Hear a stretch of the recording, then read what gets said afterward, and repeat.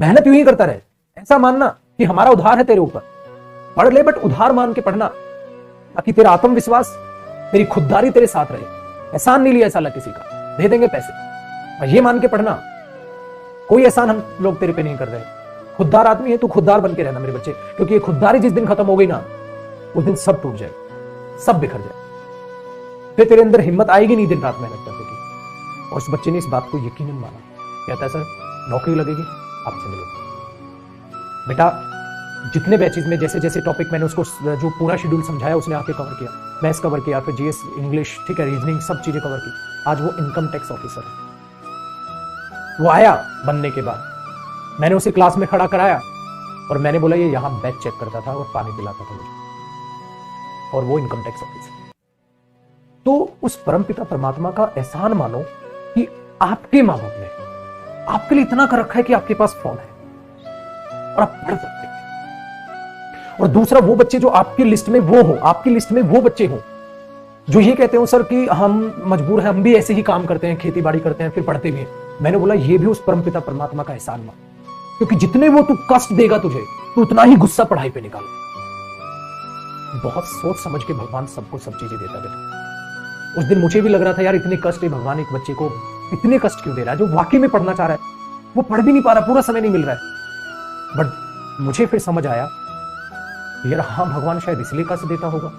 अगर इसके पास भी ऐश्वर्याम की जिंदगी होती, हराम का पैसा होता, चोरी चकारी का पैसा आ जाता, तो क्या ये पढ़ता? नहीं पढ़ता। अगर इसके माँ बाप इसको ऐसे ही पैसा देते रहते, इसके पास पैसे की वैल्यू ही नहीं पता चलती, इसको समय की वैल्यू नहीं पता चलती, तो फिर ये पढ़ता? नहीं पढ़ता। तो ये जो एक्स्ट्रा पैसा माँ बाप आपको मेहनत की कमाई से देते हैं ना बेटा, उसकी वैल्यू, उसकी कदर जान लो।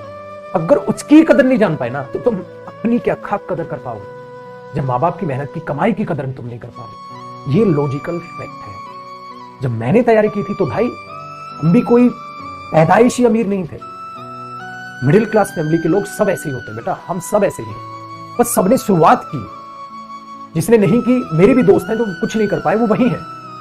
मैंने दिन रात मेहनत की तो मैं आगे निकल। यही आपके साथ है, मेहनत कर लोगे तो आगे निकल जाओगे, वरना तुम यही रह जाओगे। और कभी भी ये मत बुरा माना करो ये भगवान मेरे पास ये होता तो मैं कुछ नहीं, ये होना चाहिए। आजकल के टाइम पे कोर्स फी इतनी मिनिमम है मेरे भाई कि हर कोई अफोर्ड कर सकता है, और नहीं कर सकता तो मेहनत करके अफोर्ड कर, क्योंकि उसका अपना ही मजा है उस खुददारी में जीने का, उस खुददारी में मेहनत करने का अपना ही। तो ऐसे कोई एक एग्जाम्पल नहीं है, ऐसे हजारों एग्जाम्पल है मुखर्जी नगर में, जो खुद स्टूडेंट्स रहे हैं मेरे, जिनको बाकायदा जब भी समय मिलता है या वो बच्चे आते हैं तो क्लास में इसलिए मैं उन्हें खड़ा करता हूं बच्चों के आगे सामने कि उन्हें शर्म आए और वो मेहनत करना चालू करें। मेहनत का सब्स्टिट्यूट कुछ नहीं होता, भूखे पेट भी पढ़ा जा सकता, और भगवान ने इतना अनाज तुम्हें दिया है कि तुम भर पेट पढ़ रहे हो। कुछ लोग हैं यहां जो खाली पेट भी पढ़ रहे हैं और आईएएस ऑफिसर बनते हैं। फिर जब वो आईएएस ऑफिसर बनते हैं तो उस दिन वो भगवान के सामने हाथ जोड़ के कहते हैं कि हे भगवान, तेरा लाख लाख शुक्र है, तूने मुझे गरीब पैदा किया था, क्योंकि अगर मैं भी अमीर होता ना तो मैं उस पैसे की कदर ना जानता। तो ये फैक्ट है बेटा, ये लॉजिकल फैक्ट है। रैंक्स 90% उन बच्चों के आते हैं जिनका फैमिली बैकग्राउंड हुआ था। क्यों? क्योंकि वो उस समय उस पैसे की कदर जानते हैं।